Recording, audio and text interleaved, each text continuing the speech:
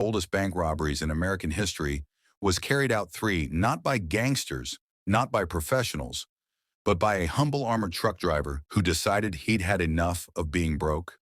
This is the story of the Loomis Fargo Heist, a crime so perfectly planned that the world didn't even realize the money was gone until it was too late. It all began in the quiet city of Charlotte, North Carolina.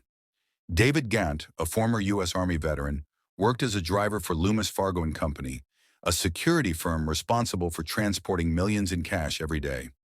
He was loyal, quiet, and hardworking. But there was one problem. David was tired of living paycheck to paycheck while sitting next to bags of cash worth millions. That's when temptation met opportunity. David met Kelly Campbell, a former co-worker who had already left Loomis Fargo. Kelly introduced him to her friend Steve Chambers, a smooth-talking con man who promised David the ultimate reward: to wash millions in cash, a new life, and freedom from his boring job. The plan was simple. David would use his access to the vault, load up as much money as possible, and drive away under the cover of night. They would then hide the cash and split it later, once the heat cooled down. What could possibly go wrong? On the evening of October 4th, 1997, David acted. As his co-workers left for the day, he stayed behind, loaded $17.3 million into a Loomis armored van, a mountain of cash so heavy it filled the vehicle to the roof. Before anyone could notice, he drove off into the darkness and vanished. He had just pulled off one of the largest cash robberies in U.S. history, or all by himself. By the next morning, the Loomis Fargo facility was in chaos.